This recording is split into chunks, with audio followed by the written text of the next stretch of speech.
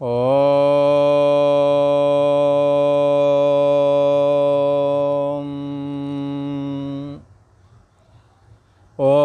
गुरु ब्रह्मा गुरु विष्णु गुरुदेव महेश्वरा गुरु साक्षात् परम ब्रह्म तस्मै श्री गुरवे नमः। योगेश्वर श्री कृष्ण भगवान की जय। ऐं सरस्वत्यै नमः। पूर्व का प्रसंग एक बार स्मरण करते हैं।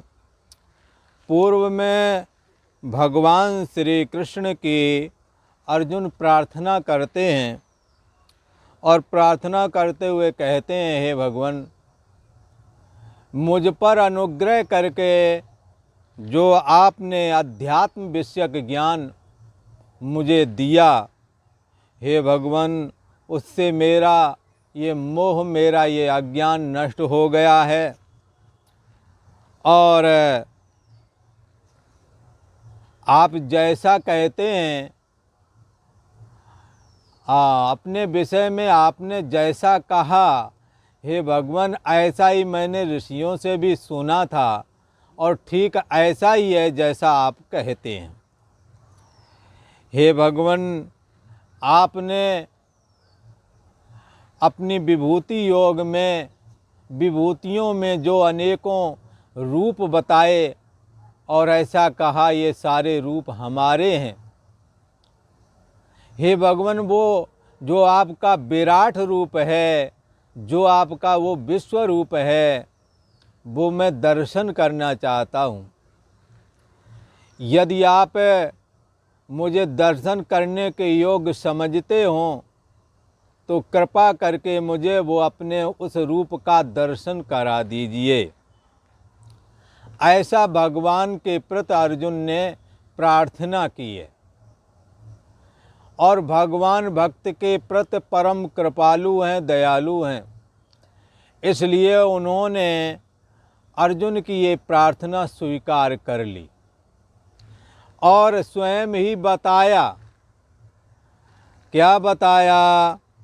कह रहे, हे पार्थ, अब तुम मेरे में रुद्रों को देखो, आदित्यों को देखो, जो 12 आदित्य हैं उनको देखो और जो 11 रुद्र हैं उनको देखो, जो अष्टवसु हैं उनको देखो।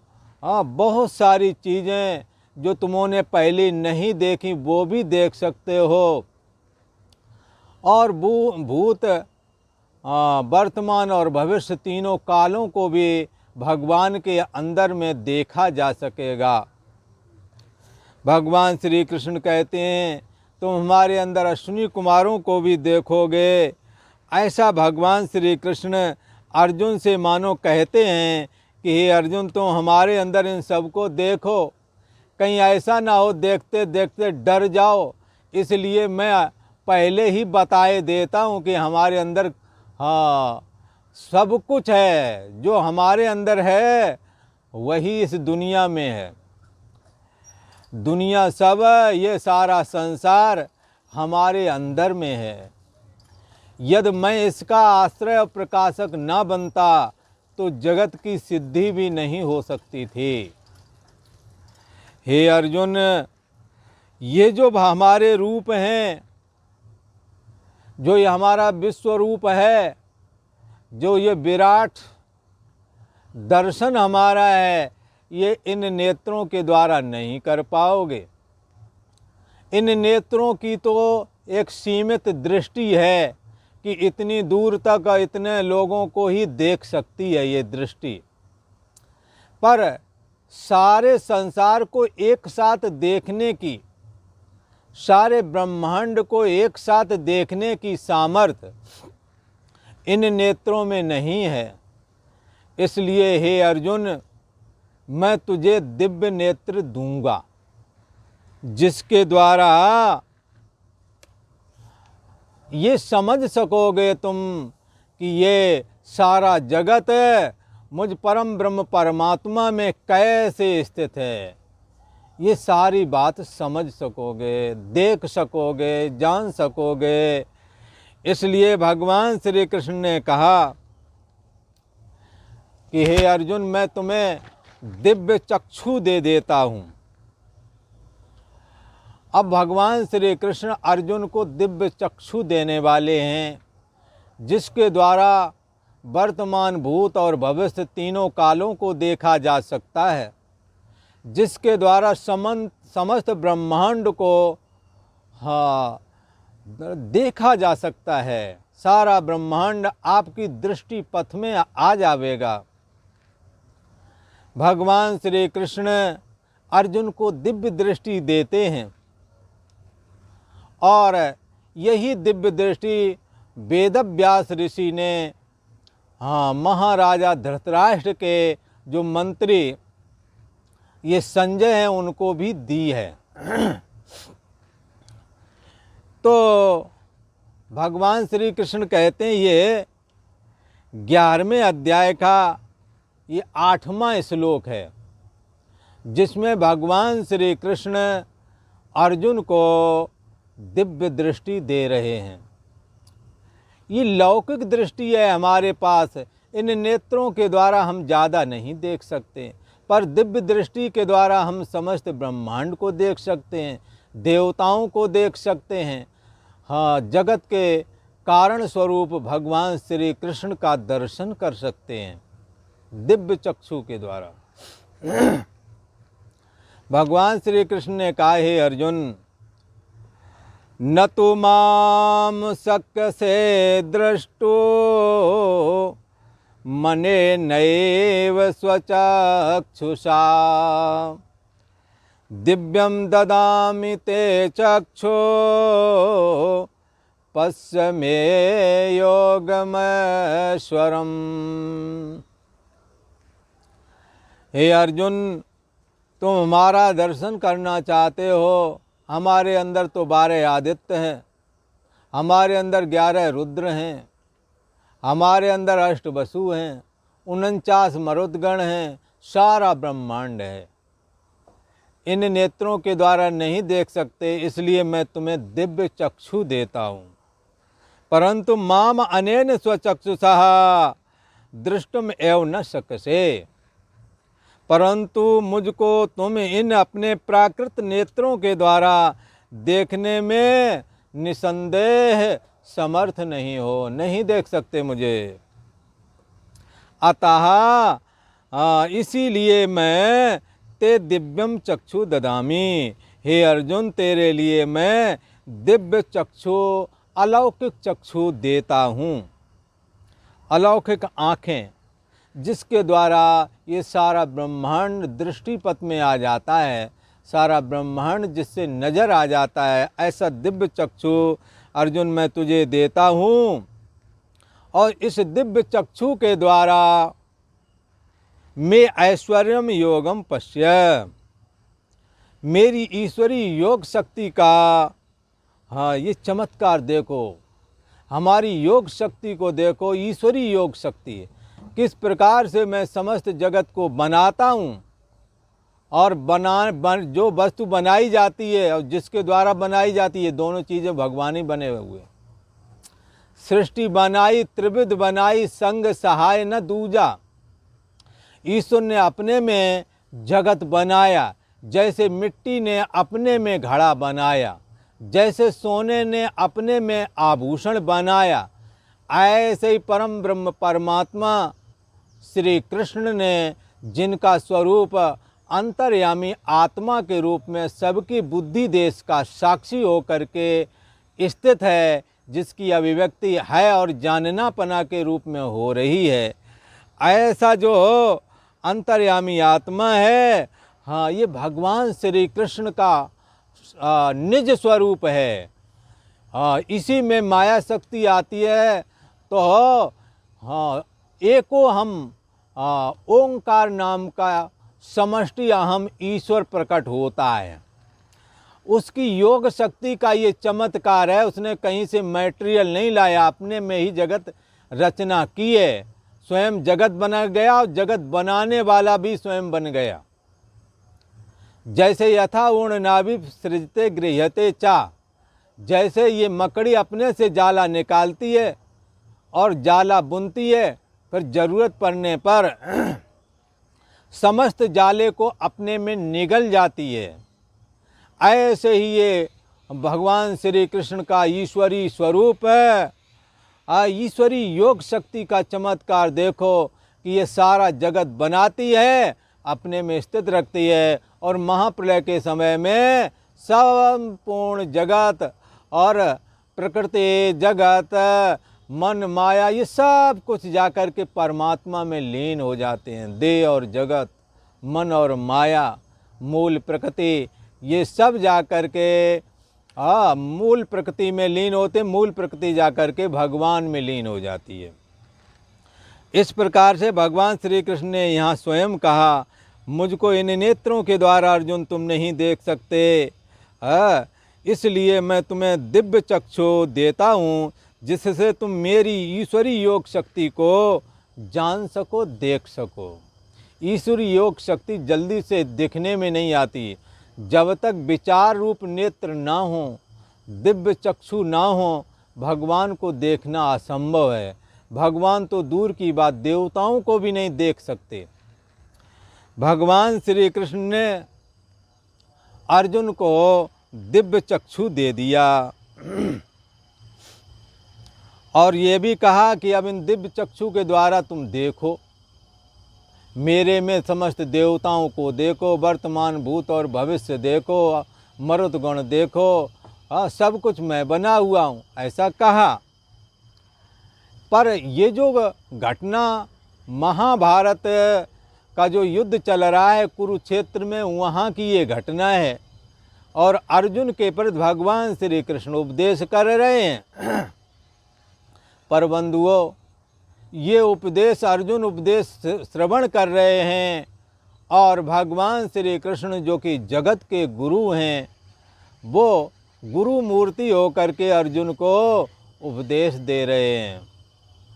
ये अर्जुन और भगवान श्री कृष्ण के अलावा तीसरा वहाँ कोई नहीं सुन रहा था, पर भगवान श्री कृष्ण के ही अवतार वेदव्यास ऋषि अपना उन्होंने भी अपनी दिव्य दृष्टि यही वाली महाराजा धृतराष्ट्र के जो मंत्री संजय हैं उनको दे रखी थी।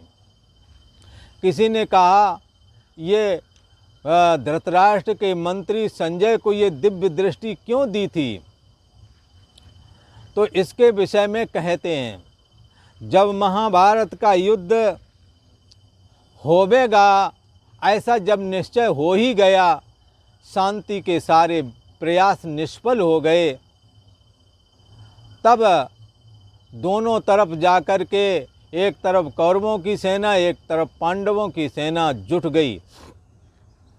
18 अक्षौहिणी सेना युद्ध के मैदान में जुट गई, जो आज की गणना के अनुसार लगभग 40 लाख के लगभग बनती है। 40-50 लाख के लगभग फौज बनेगी। ये सारी फौजें जुटी हुई थी। तब व्यास जी ने धृतराष्ट्र से कहा, हे धृतराष्ट्र, तुम्हारे ही पुत्र हैं जिन्होंने युद्ध की ठानी है और युद्ध करने के लिए मैदान में पहुंच गए हैं। तुमने आजीवन अपने पुत्रों को देखा नहीं है कि दुर्योधन कैसा है, दुशासन कैसा है और धर्मराज युधिष्ठिर कैसे हैं, इन्हों को तुम जानते नहीं हो। तो लो, अब अंतिम समय आ गया है सभी का, ना मालूम कौन बचेगा कौन जिंदा रहेगा। इसलिए मैं तुम्हारे नेत्रों को बना देता हूँ, तुम्हें दिव्य दृष्टि दिए देता हूँ, जिससे कि तुम सब आँखों से देख लो। तब अंधे धृतराष्ट्र ने कहा, हे भगवान, मैंने आजीवन अपने पुत्रों को और किसी सगे संबंधियों को आँखों से देखा नहीं, मैं तो टटोल करके ही जानता रहा हूँ। अब जबकि भयानक युद्ध उपस्थित हुआ है और ऐसे समय में कौन मरता है, क्या होता है, ऐसे मरते समय अब नहीं देखना चाहता हूँ। परंतु हमारा ये जो मंत्री संजय है, हे भगवान तुम इन्हें अपनी दिव्य दृष्टि दे दो ताकि महाभारत के युद्ध में जो कुछ हो रहा है ये मुझे बताता रहेगा। भगवान श्री कृष्ण का ये संवाद अर्जुन जो है सुन रहे हैं, भगवान श्री कृष्ण उपदेश दे रहे हैं। इस रहस्य को केवल अर्जुन और भगवान के अलावा कोई नहीं जानता, पर तीसरा एक अपना एंटीना लगाए हुए था, कंप्यूटर फिर करके देख रहा था कि कहाँ क्या हो रहा है। वो कोई दूसरा नहीं, धृतराष्ट्र का मंत्री संजय ही दिव्य दृष्टि से ये सारा कुछ देख रहा था। भगवान श्री कृष्ण ने दिव्य चक्षु के द्वारा अपने को देखने के लिए अर्जुन को कहा और कहा तुम हमारी ईश्वरी योग शक्ति को देखो। अब ये गीता का 11वां अध्याय है और 9वां श्लोक है। ये श्लोक ना तो अर्जुन बोल रहे हैं और ना ही भगवान श्री कृष्ण बोल रहे हैं। ये श्लोक बोला जा रहा है धृतराष्ट्र के मंत्री संजय के द्वारा। और संजय किसको बता रहा है? युद्ध भूमि का समाचार संजय बता रहा है। किसको बता रहा है? राजा धृतराष्ट्र को, जो कि अंधे हैं। संजय उवाच, संजय कहते हैं, क्या कह रहे हैं? एवं मुक्त्वा ततो राजन् महायोगेश्वरो हरिः दर्शयामास पार्थाय परमं रूपमैश्वरम्। संजय कहते हैं कि हे राजन धृतराष्ट्र, आप तो अंधे हैं और आपको जो युद्ध भूमि में हो रहा है उसे आप नहीं जान पा रहे हैं, पर जगत गुरु वेद व्यास जी ने जो हमें दिव्य दृष्टि दी है उसके द्वारा मैं कुरुक्षेत्र के मैदान में जो कुछ हो रहा है वो मुझे प्रत्यक्ष नजर आ रहा है। जो अर्जुन और भगवान श्री कृष्ण जो शब्द बोल रहे हैं वो मुझे सुनने में आ रहे हैं, मैं सुन रहा हूँ। धृतराष्ट्र ने पूछ लिया क्या कह रहे हैं वो?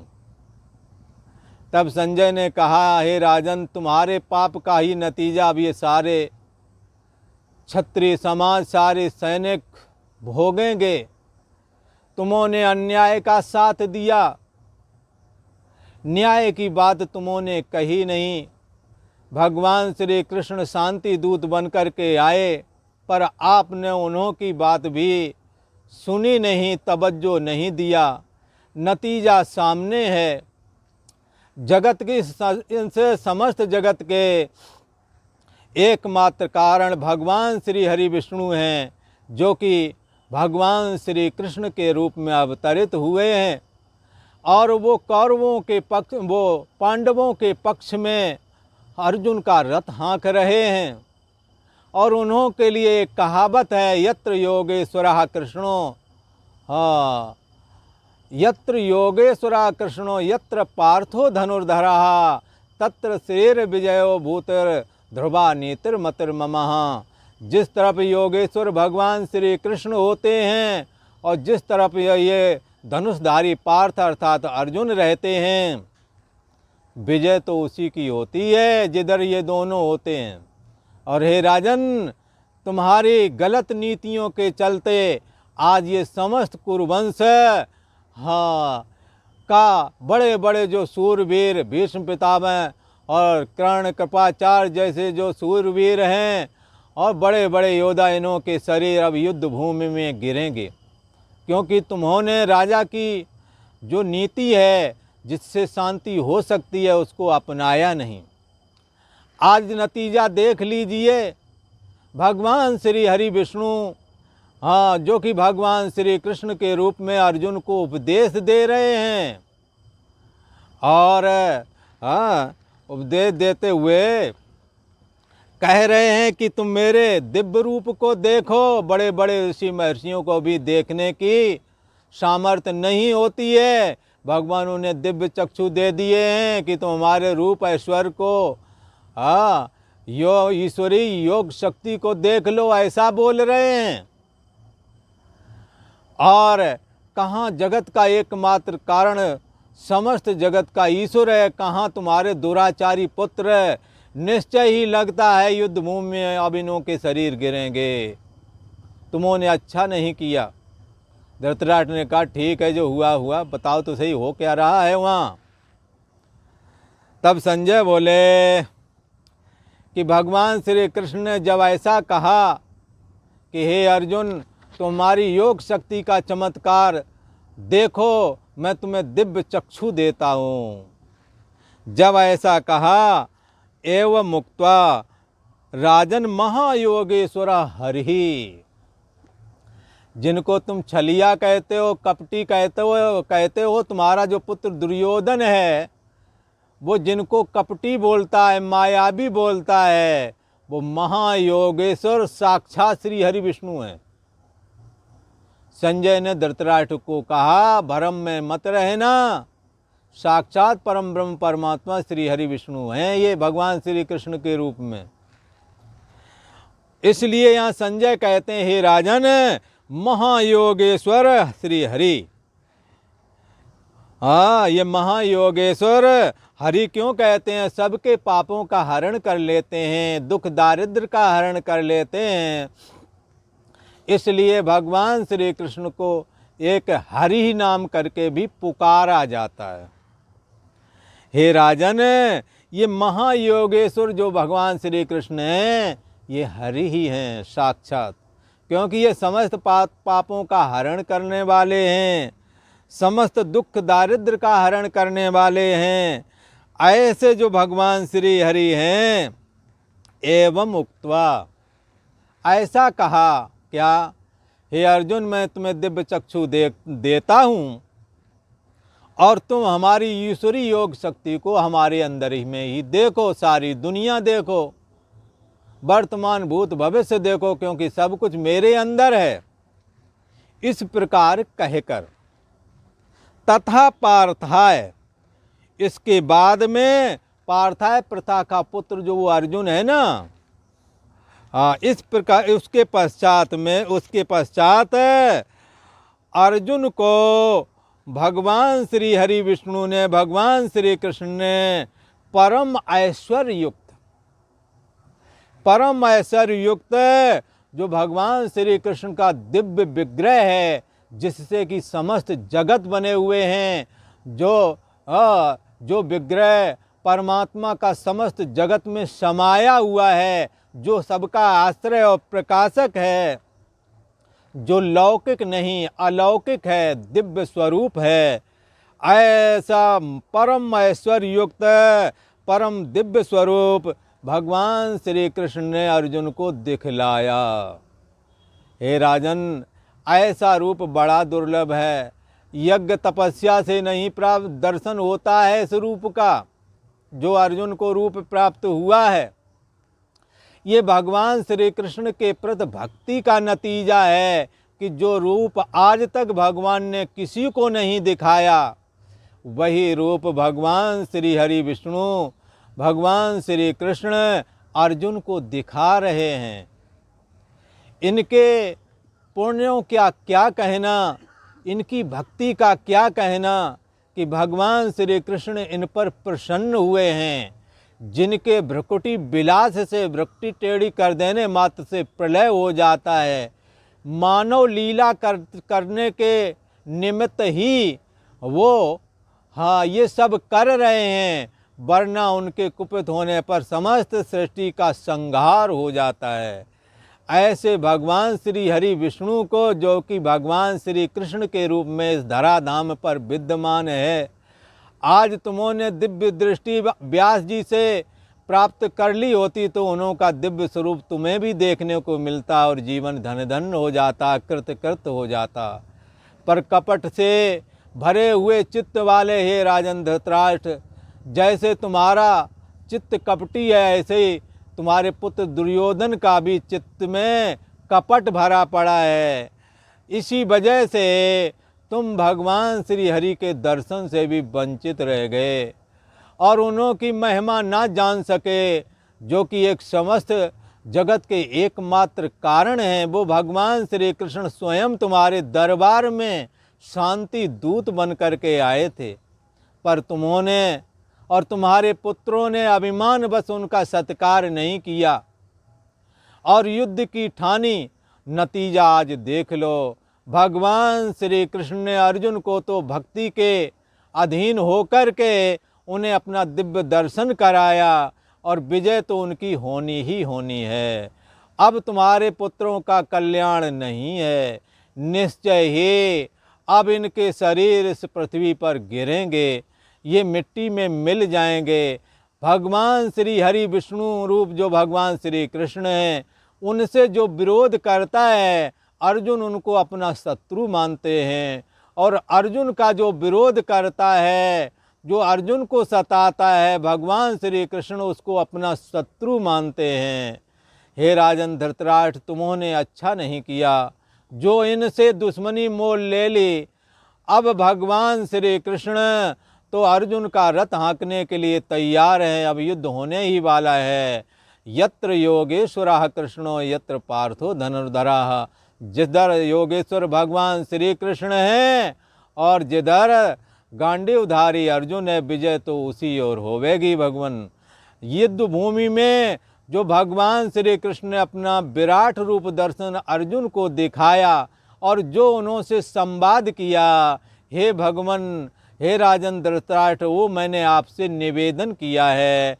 और आज इतना ही। ओम शांति शांति शांति।